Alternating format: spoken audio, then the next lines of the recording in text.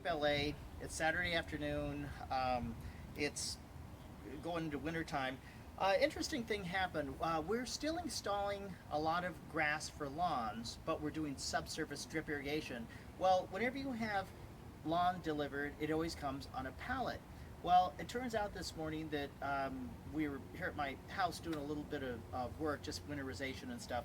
And I saw the pallet on the truck. We had a little bit of landscape fabric left over. This is what we use to put under pond liners so that it doesn't puncture it. It's just a little insurance. We had a little bit of that in the truck, and I thought, you know what? Let me see.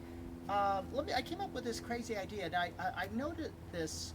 There's this thing called vertical walls, vertical gardens that people are putting in, and they're charging big money for these things. Oh my goodness, these things are like thousands of dollars to do it, like at your house, or typically it's businesses, because those are the only ones that can afford it, unless it's a real high-end residential landscape. Well, anyway, make a long story short, we put a couple of pallets together. The back one, I didn't want moisture to get against the wall. And the front one, we actually put this landscape fabric. We made like a little pocket in it, and then we filled it with soil. We punctured holes.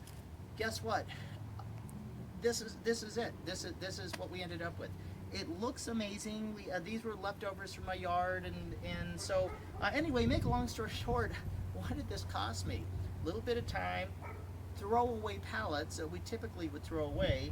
I spray painted it brown just to make it look pretty, but you're not going to really notice this because these plants are going to grow, they're going to get bigger, they're going to fill this whole thing. It's going to be a water wall. Best part of it is I didn't even put irrigation to it. I'll water it once in a while. These are natives and succulents, which don't need a whole lot of water, especially once they're established. So it's not like I have to take them out and soak them.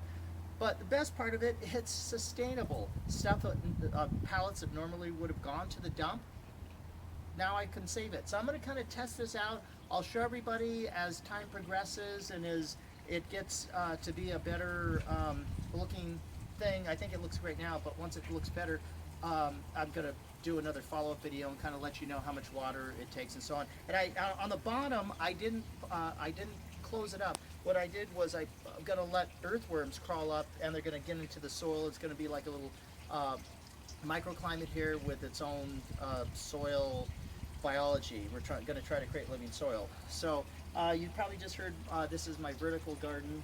My front door is right over there. This is my front vertical garden. Kale, I eat it for dinner every night, usually. So anyway, it's my little world, sustainability. I guess we'll call this the USA Garden. Anyway, Mike from Enviroscape LA signing off. When you think sustainability, think Enviroscape LA.